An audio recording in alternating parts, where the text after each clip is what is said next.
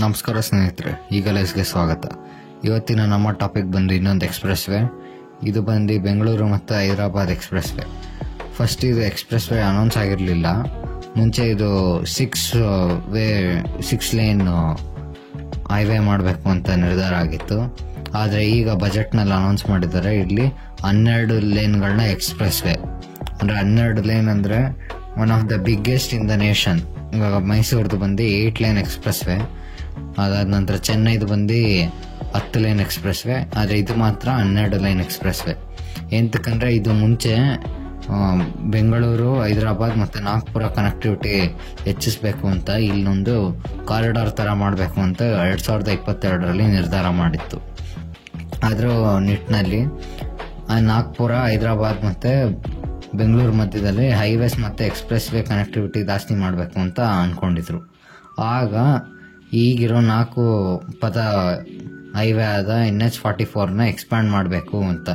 ಎಂತಕ್ಕಂದರೆ ಅದು over crowded ಆಗಿದೆ, ಅದಾದ ನಂತರ ತುಂಬ ವೆಹಿಕಲ್ಸ್ ಅಲ್ಲಿ ಓಡಾಡುತ್ತೆ ಅಂತ ಅನ್ನೋ ಕಾರಣದಿಂದ ಹೊಸ ಹೈವೇ ಅಂದರೆ ಅದನ್ನು ಎಕ್ಸ್ಪ್ಯಾಂಡ್ ಮಾಡಿ 6 ಲೇನ್ ಮಾಡಬೇಕು ಅಂತ ಅಂದ್ಕೊಂಡಿದ್ರು.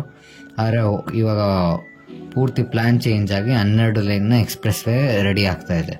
ಸೊ ಇದು ಬಂದು ಬೆಂಗಳೂರಲ್ಲಿ ಶುರುವಾಗಿ ಚಿಕ್ಕಬಳ್ಳಾಪುರ, ಅದಾದ ನಂತರ ಆಂಧ್ರದ Rayalaseema, one of the most undeveloped regions in south India, ಅಲ್ಲಿಂದ ಅನಂತಪುರದಿಂದ ಕರ್ನೂಲಿಂದ ಹೈದರಾಬಾದ್ಗೆ ಹೋಗುತ್ತೆ.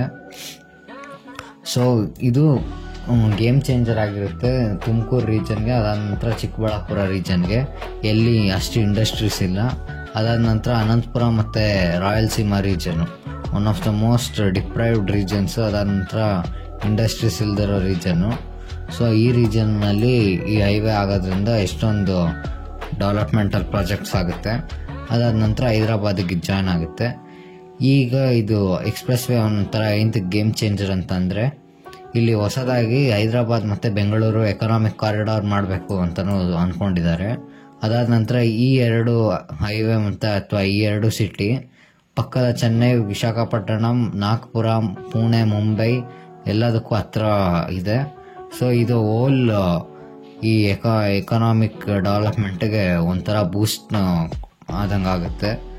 ಸೊ ಈ ಎಕ್ಸ್ಪ್ರೆಸ್ ವೇ 12 ವೇ ಲೇನ್ ಆಗಿರೋದ್ರಿಂದ ಇದು ಬಂದು ಈ ಎಕ್ಸ್ಪ್ರೆಸ್ ವೇ ಆಗೋದ್ರಿಂದ ಟ್ರಾವೆಲ್ ಟೈಮು ಸಿಕ್ಕಾಪಟ್ಟೆ ಕಮ್ಮಿ ಆಗುತ್ತೆ.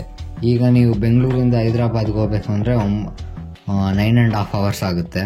ಈ ಎಕ್ಸ್ಪ್ರೆಸ್ ವೇ ಆದ ನಂತರ ಇದು ಬರೀ 5 hour ಆಗುತ್ತೆ ಅಂತ ಇದ್ದಾರೆ. ಸೊ ಇನ್ನೊಂದೇನೆಂದರೆ, ಇದು ರಾಯಲಸೀಮಾ ರೀಜನ್ನಿಂದ ಹೋಗೋದ್ರಿಂದ ಈ ಪ್ರಾಜೆಕ್ಟು ಆಂಧ್ರಕ್ಕೆ ತುಂಬ ಬೆನಿಫಿಷಿಯಲ್ ಆಗಿರುತ್ತೆ.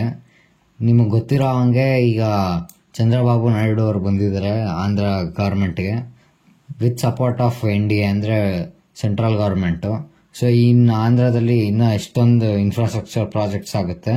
ಅದು ಬೆಂಗಳೂರು ಮತ್ತು ಹೈದರಾಬಾದ್ ಆಗಿರ್ಬೋದು, ಅಥವಾ ಬೆಂಗಳೂರು ಮತ್ತು ಚೆನ್ನೈ ಮಧ್ಯದಲ್ಲಿರ್ಬೋದು, ಇಲ್ಲ ಬೆಂಗಳೂರು ಮತ್ತು ವಿಜಯವಾಡ, ಗುಂಟೂರು ಮಧ್ಯದಲ್ಲಿ ಆಗಿರ್ಬೋದು.